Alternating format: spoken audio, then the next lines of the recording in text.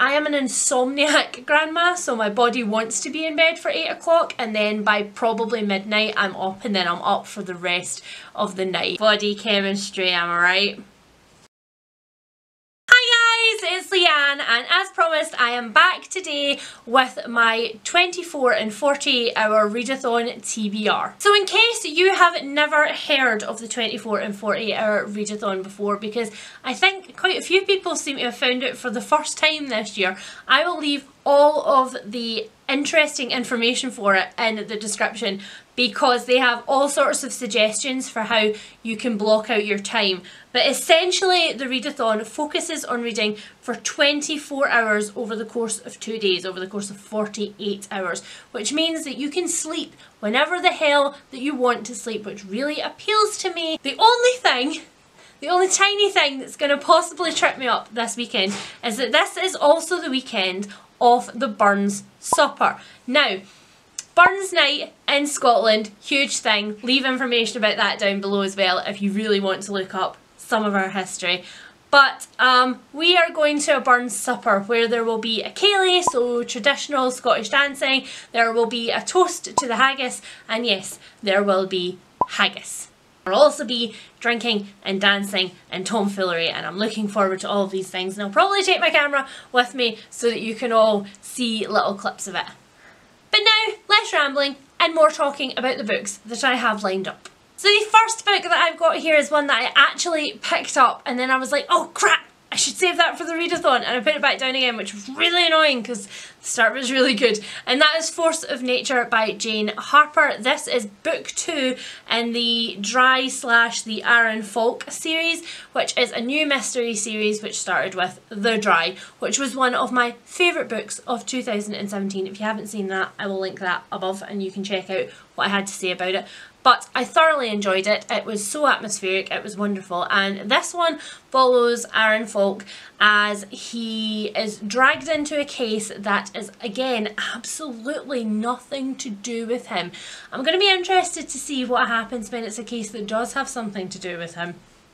So this one has a team building day in the outback, essentially, and as it says somewhere, 5 went out, 4 came back. So there is a woman who of pretty high stature and profile missing from a company that Falk had been investigating during his time in the fraud and money laundering unit, and he is then sent into the outback to essentially go and find out what the hell happened to her, why she didn't come back, and why everybody that did come back was covered in blood. As I say, I've only just started it, but it's freaking fabulous, and I am, again, I've mentioned this before as well, I'm part of the blog tour for this one at the start of February, so I cannot wait to whiz through this and get my review filmed for you guys. The next book is one that I mentioned to you guys in my most anticipated books of 2018. Again, I'll pop that up above, but that is Remember This When You're Sad by Maggie Van Eyck.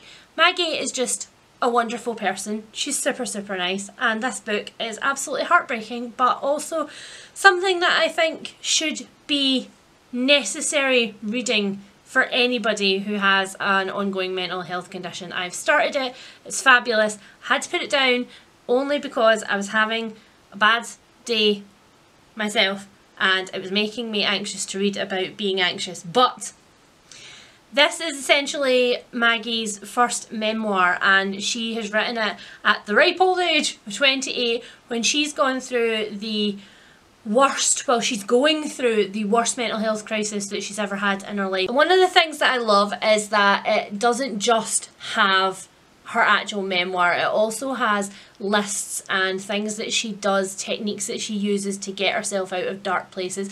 I'm covering up what could be a potentially slightly triggery illustration, although I will point out that there is no illustrations in here which I would say are not appropriate or safe for anybody who has mental health issues and is going into this book with open eyes. The next thing that I'm going to be picking up is for times when I can't actually actively read a physical book, and I am going to be listening to either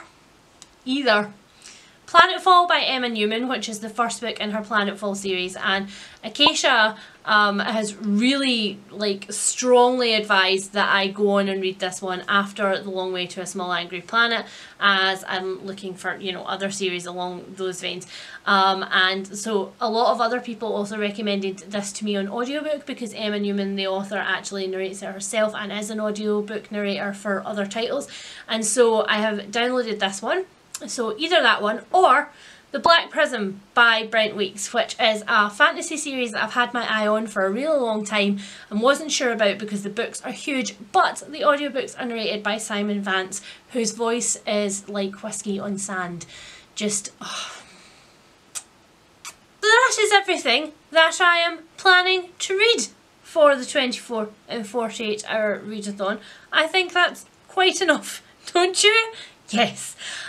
If you are planning on taking part, then please do let me know down below and link me to your TBR if you have uploaded it. If not, tell me all of the books, and of course I will go and stock them on Goodreads and perhaps add them to my to buy shelf.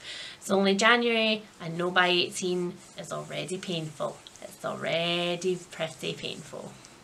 I am now going to get changed out of this so that my top half matches my bottom half and have my dinner. I will speak to all of you guys very, very soon with a flood of reviews. Bye!